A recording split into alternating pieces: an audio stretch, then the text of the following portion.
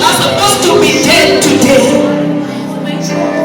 Somebody like me, I witnessed death with my naked eyes.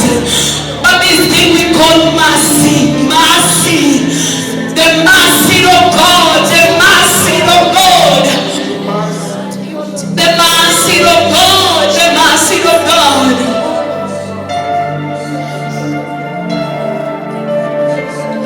Shandareba, Sikamaleba, Shedareba.